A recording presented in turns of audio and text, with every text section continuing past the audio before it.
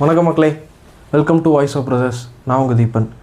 நம்ம தாவேக்கா தலைவர் விஜய் அவர்கள் என்னென்னு பார்த்தீங்கன்னா, இந்த ஜனவரி 5ஆம் தேதி கனிமொழி அவர்களோட பிறந்தநாள். அவருக்கு வாழ்த்து நம்ம தளபதி விஜய் சொல்லியிருக்காரு. ஆனால் அவர் மு.க. ஸ்டாலின் அவர்களுக்கோ இல்லை உதயநிதி அவரோட பிறந்தநாளுக்கோ எந்த வாழ்த்து சொல்லலை. ஆனால் கனிமொழி அவர்களுக்கு சொல்லியிருக்காரு. இது ஏன் நீங்கள் ஆச்சரியமாக பார்க்கணுன்னா, தீய சக்தியான திமுக அப்படின்னு சொல்கிறாரு. போட்டியே 2 பேருக்கு இடையில் தான், டிவிகே விசஸ் டிஎம்கே அப்படின்னு சொல்கிறாரு. ஆனால் டிஎம்கேயில் இருக்கிற முக்கிய பிரமுகர் யார்? நம்ம கனிமொழி அவர்கள். ஏன்னா சில முக்கியமான நிகழ்வுகளில் சில வேலைகள் அவங்க தான் செய்கிறாங்க. ஆனால் அது வெளியே தெரியறதில்ல. அது ஒன்று. அதுவும் இல்லாமல் அவங்க முக்கியமாக திமுக எம்பி.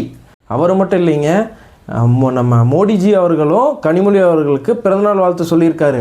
அவர் நம்ம உதயநிதி ஸ்டாலின் அவர்களுக்கு சொல்லலை, மு.க. ஸ்டாலின் அவர்களுக்கு பிறந்தநாள் வாழ்த்து சொல்லலை. இதைத்தான் எல்லா அரசியல் வட்டாரங்களும் எல்லாம் கவனிச்சிட்டு வராங்க. அது மட்டும் இல்லாமல் கனிமொழி அவர்கள் இது வரைக்கும் எந்த வார்டுலேயும் நின்னது கிடையாது. முதல் முறையாக ஒரு தகவல் என்ன வந்திருக்குன்னா, முதல் முறையாக திருச்செந்தூரில் அவங்க நிற்கிறக்க ஒரு கோரிக்கை கேட்டிருக்கிறதா சொல்லப்படுது அரசியல் வட்டாரத்தில். இன்னும் அது உறுதியான கன்ஃபர்மேஷன் இல்லை. இது ஏன் முக்கியமாக பார்க்கணுன்னா, அதாவது அண்ணன் மகனான நம்ம உதயநிதி தான் அடுத்த சிஎம்னு சொல்கிறாங்க ஜெயிச்சா. அந்த டைமில் நம்ம கனிமொழி அவர்களும் எம்எல்ஏ பதவியிலிருந்து ஜெயித்தாங்க. அடுத்த ஆட்சியும் டிஎம்கே தான் ஆட்சிக்கு வருதுங்கும்போது அங்கே கிளாஷ் வரும்.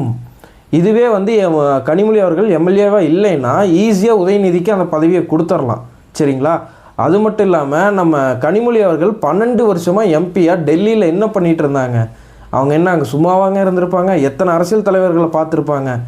மோடிஜியே அவங்களுக்கு பர்சனலாக பிறந்தநாள் வாழ்த்து சொல்கிறாருன்னா பார்த்துக்குங்க. அது மட்டும் இல்லாமல் இந்த 2G வழக்கு எல்லாரும் தமிழ்நாடே பேசி முடித்து அது குழி தோண்டி பறிச்ச ஒரு செய்தி.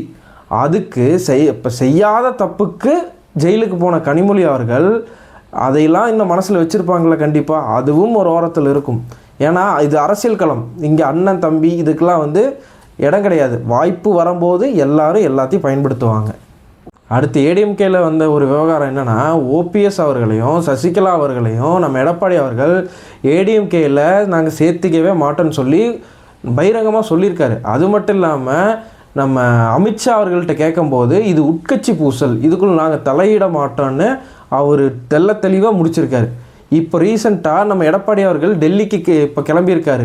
அப்போ நம்ம ப்ரெஸ்ஸெல்லாம் போய் ஃபோட்டோ எடுக்கும்போது எடப்பாடி அவர்கள் ஒரு விஷயம் சொல்லியிருக்காரு. என்னென்னா, போன தடவை அவர் டெல்லி போனப்போ கர்ச்சீஃபை வச்சு முகத்தை மறைச்சார்.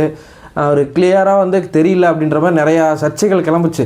அதுக்கு அவர் இப்போ ஒரு கிண்டல் அடிக்கும் வகையில் அவர் சொல்லியிருக்காரு. என்னென்னா, நல்லா ஃபோட்டோ எடுத்துக்கங்கப்பா, மறுபடியும் கர்ச்சீஃப் வச்சு மூடுனேன், என்னை நல்லா தெரியலன்னு சொல்லி அதை வேறு மாதிரி நீங்கள் கன்வே பண்ணாதீங்க அப்படின்ற மாதிரி சொல்லியிருக்காரு.